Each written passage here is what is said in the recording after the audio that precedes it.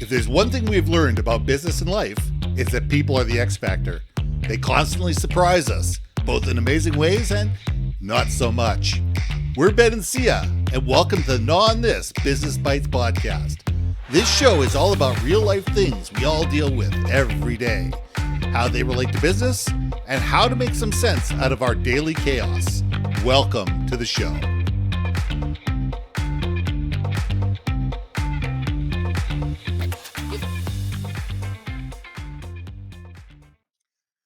And welcome back to another episode of Gnaw on This Business Bites. I'm Ben and this is Sia. And this week we're going to talk about just because you got a fancy title doesn't make you a great podcast guest. You know, I've been podcasting for 10 years. Sia's been at this a long time too. We got a lot of friends of ours that are in this business. And it's one thing that podcasters talk about time and time again is, was that person a good guest? You know, was it worth having him on the show? Yeah, okay, they've got a big audience, but does that mean anything? Let me tell you what that means. It says you have somebody, you have them on the show, you know, and you think, okay, they've got 100,000 people that follow them on Instagram. You know, all of a sudden you're going to get 100,000 people that are going to look at it because obviously they're going to share your podcast with all their people. Most don't. Most, the bigger the guest I have found, unless you can give them something that is valuable to them, that all of a sudden you're asking them questions that they've never heard before, they'll give them a story that they can tell to their people on their own, are not going to share your podcast with their people. You know, they're more than happy to be a guest. They're more than happy to expand their reach to your audience, but not necessarily are you going to get access to theirs. And, you know, this has happened to me where I've had big name people on my show and you do a great job and they get all excited and you pass it over to their media people and their media people have one listen to the podcast and go, we're not sharing this. And, you know, you're disappointed, but you shouldn't be. You know, if they are busy, these are busy people with busy lives. You're not the only podcast that they've ever been on. You know, these people are on 30, 40, 50 podcasts a year. They're going to share the ones that put them in the best light, that enable them to tell the story that they want to tell and give them the tools to be able to tell that easily, effectively, and enable them to shine. And don't have you getting in the way of them shining. Because if all of a sudden they look at the thing and they say, well, really it wasn't about me, it was about them. It was about the host. Well, I'm not going to promote this. Or if they do promote it, they cut out the parts that were about them and they share it as snippets and they don't even mention you. Mm-hmm. I've had that happen as well.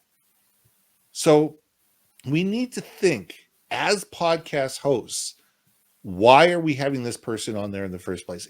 If we sit there and go, okay, this person has really great insight, they're brand aligned with my podcast, they're going to give my audience some really good, you know, information, and I'm going to learn something out of it, great, then have them on.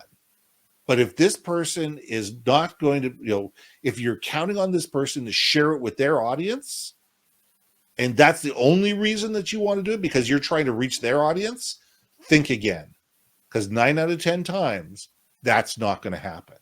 Sia, let's know on this. Oh, 100, ding, ding, ding, ding, ding. I cannot tell you how many times, and I'm guilty of it myself. I had a big name on my podcast, beyond stoked, thought, hey, this will be my moment to get some real good crossover. You know, their network will find out about me, discover me, and oh my God, I'll go viral and blah, blah, blah, blah, blah. Or worse, when that big talent wants to charge you for their time to be on your podcast. And I've seen people pay to get those big talents on there and still get zero value in return. It breaks my heart. That hurts. It hurts. It absolutely hurts because you're like, wait, I just paid and you've done absolutely nothing for me. I understand if it's free and it's like, okay, fine, free is free, right? You get what you not pay for. Get what you paid for. Right. So you're right, man. Just because you get a big name don't mean that their audience is going to translate to you. Now, your audience might be interested in that big name and that might be fascinating, but that's about it. It's a one-time pop. So maybe, yeah, maybe that one big name pulls in more viewers, but they never come back again. True. And that's the other thing is like if you want some like a viral, you know, episode, go for it. If you want a sustainable growth, and far as like building your community for your podcast and your following, then you may want to consider maybe a different tactic. And it Mhm. may not necessarily be that big one big name. Maybe if you have to pay, take that money and pay for quote lesser names and have more of them so that way you can build up a community because now they see a roster of amazing people versus just one person. Yeah, So yeah, I agree. I mean, the luckiest, smartest, you know, whatever you want to call it, thing that I ever did is I interviewed somebody that was a fairly large name. They're very successful across North America. They run an incredibly large company, and I saw a picture of them with two other celebrities at an event, and I mentioned this to the first person. I said, "So." Says, how well do you know these people? Because you all have incredible perspectives. How well do you know this? Well, I actually know this person. I don't know this person very well. I says, well, could you make an introduction? Absolutely. And 15 minutes later, I get a phone call from the other person going, I hear you were talking to so-and-so, and he said that I should be on your podcast. When do you want to do this? They introduced me to the third person. that's cool. And therefore, and then it got spiraled on from there. But it's a matter of sitting there going, how do you give those people something that's beneficial for them? You know, I was lucky enough that the first person saw enough value in being on my podcast. They felt that the show was good enough. It was good enough quality. It was, you know, it was relevant. It was thoughtful. It was thought provoking that they thought, yeah, I'm willing to introduce my friends to you, Yes. because otherwise they never will. If Yes. they're going to be embarrassed, if they think that you're going to go out there and try to sell these people, if you think you're going to be a bother to these people, they're certainly never going to give you their phone numbers. They're certainly not going to give you their email addresses. And we as podcast hosts need to sit there and say, we need to build our reputation day by day, show by show, episode by episode, and warrant these things. So when these people do come on board, we realize that the thank them and say, listen, who else would you be willing to introduce me to? Or, did you enjoy the show? Great. What did you enjoy about the show? Is there anybody that you think that you know of that is looking for media attention right now that would like to be on the show? And I think we need to sit there and advocate for ourselves in a way, but we need to be respectful of the people and realize that even if we get the big name on the show, doesn't mean that we're going to get their audience. It just means this is a person of value or somebody with insights or something with real knowledge that are going to add benefit to our audience. And it's not necessarily we're going to see one person from their particular audience, because there's no guarantee that they're going to share it. like you said, more often than not, it's not. It's No. not. Let's go on the flip side of the not flip side, but here's another angle. When I think of title, I think of like, let's say CXO. Yeah. All right.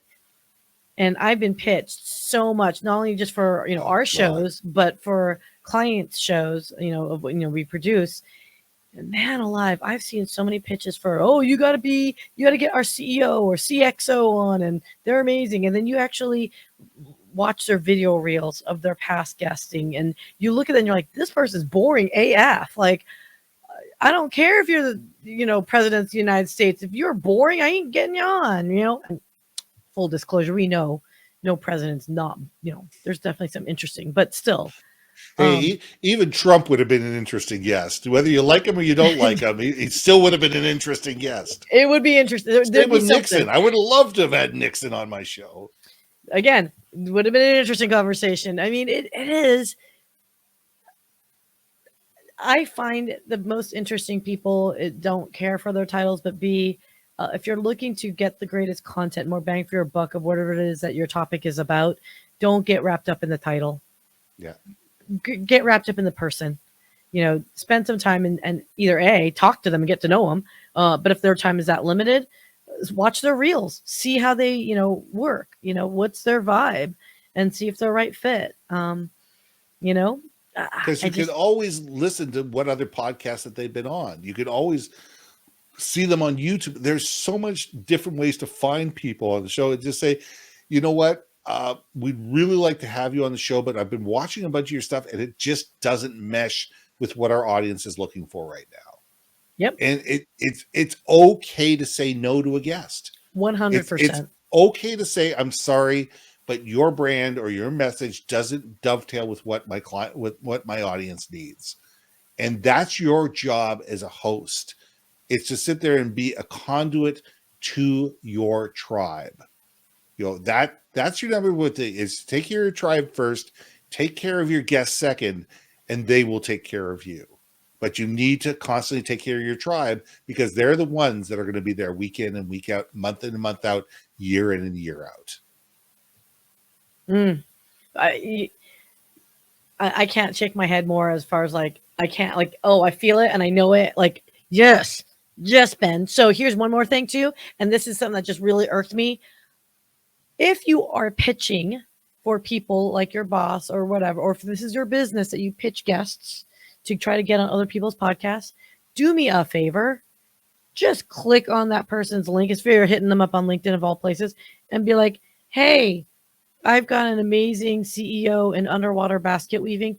Make sure that what they do or their personality or interest falls in accordance of the podcast you're pitching. Nothing irks me more than that. Hey, I've got Mary, CEO of Underwater Basket Weaving, would be great for your, nuclear physics podcast. Bingo. Man, nothing pisses me off harder and faster. And that's doing an injustice to Mary. If you're representing Mary to get her on podcasts, unfortunately, Mary, I would judge you that you would hire these people to promote you. And therefore you're ex-nayed in all my clients. I won't even consider you, just by virtue I've been annoyed enough that nope, I've already blackballed you. So for those that are doing that, just a cautionary note, that does happen. Just saying. It happens more often than not. My attitude is, have you listened to my podcast?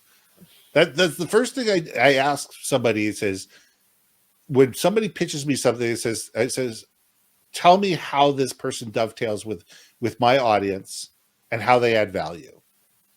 And 9 times out of 10, the pitcher goes away and never comes back. Because they've just blind pitched. They've got a list of podcasts and they're pitching everybody. Yeah. And guess what? If they're pitching everybody, the people that they're pitching are either have the wrong people pitching them or they don't have any real value themselves. Yeah. Man alive, man. I don't care. Just because you rose up in the ranks and you got yourself a title, don't make you any more interesting than,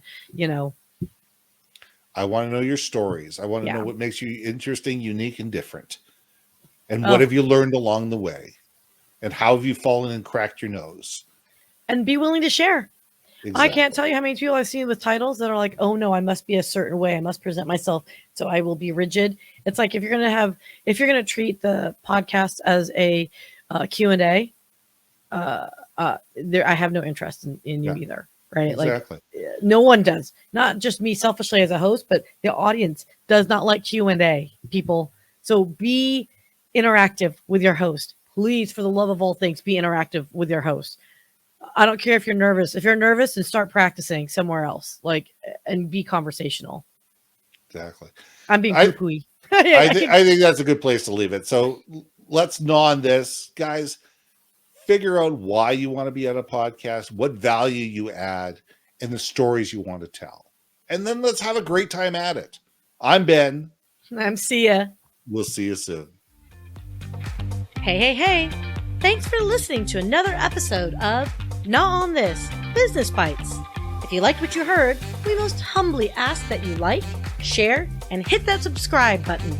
And if you want to communicate more effectively within your organization, contact Ben at yourbrandmarketing.com or me at brilliantbeammedia.com.